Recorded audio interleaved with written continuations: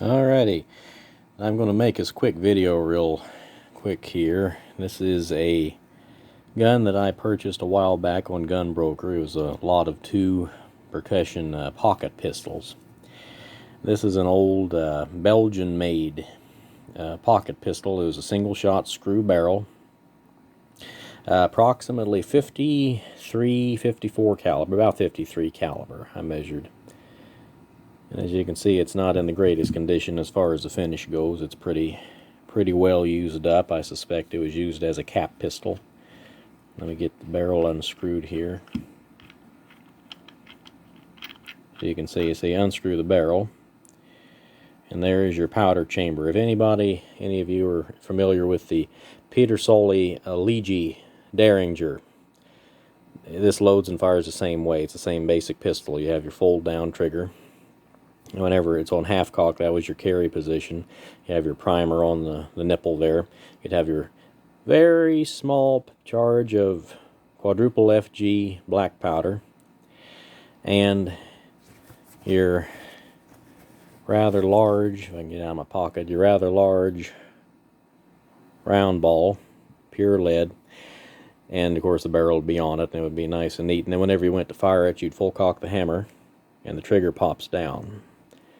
And of course, just like any gun, you'd fire it, and it would fire, and you'd be good to go. And you'd flip it up, and that's about it. Well, anyway, I just finished restoring this, at least mechanically, day before yesterday, and I just now today got a chance to fire it, and it fired pretty good. It's a smooth bore, very pitted, and so you can see it's dirty right now, but it's very pitted in there. But with the powder charge being so light, it is safe to shoot. So I'm going to load this up, and there are other videos on the internet on how to load the Petersoli, and that's exactly how you'd load this. You fill that chamber full of black powder and heap it up a tiny bit. You put your lead ball on top, you screw the barrel down tight, and the bullet is forced into the barrel, into the breech, and it seals it, and you can get a little bit more velocity out of a lighter charge of powder.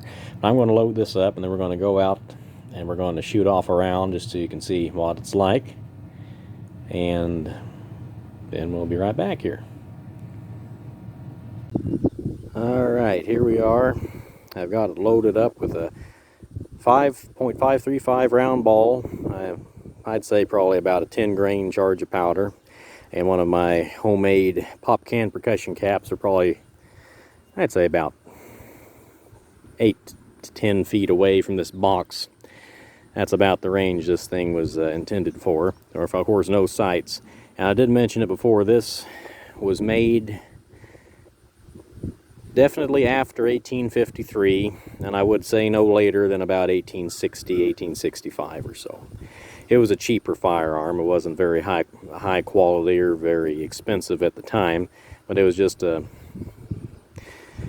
I really don't know what to explain it as or compare it to nowadays, but it was just an inexpensive self-defense weapon of that time, and it did the job pretty well. So I'm going to see, full cock the hammer, we're going to see if we can hit this box.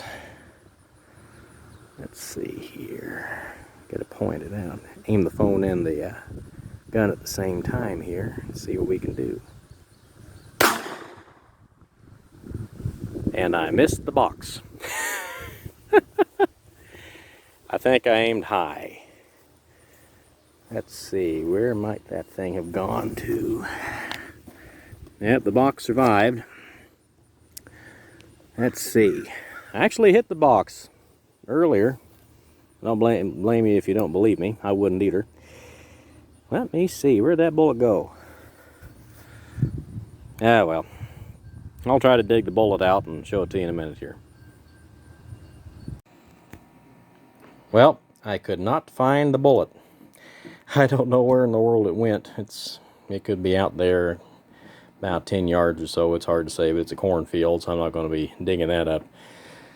But I mean, for about 170-year-old pistol, it doesn't do bad. It's been abused over the years.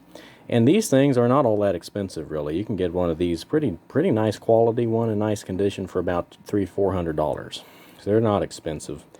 Like I said, I got this on Gunbroker. I think I paid about $150 for it. There goes a lot of 2. So they're not expensive. So I'll clean this old feller. And these are really neat. You see a lot of, especially early war Southern images. You see a lot of these fellows holding these, you know, in the photographs. A lot of that may have been, I've heard a lot of people say they were just photographers' props, and they may have been. But I think a lot of the fellers bought their own too, and there are plenty of accounts of them carrying those early on when they first enlisted, or just before they enlisted. And then they, of course, if you're infantry, you learned early on that something like this, if you run out of ammo and the enemy's coming and you shoot this at them, all that's going to do is make them mad.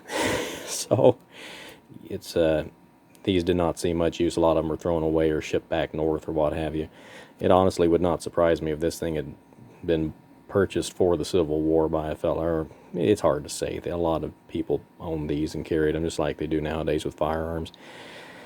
But if you're doing an early war Confederate impression or a civilian impression, it would be really neat to have an old original. And if you don't want to have an original, Peter Solly, if you didn't know, makes a really nice reproduction of one of these guns, just like it. The barrel screws off.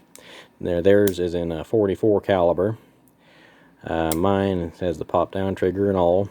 Mine does well, it seems like, with a 457.457 round ball. They recommend a 454, but I found mine does better with a 457. But and then this one, their reproduction for the kit, last I checked, I think is about $210 from Dixie Gun Works.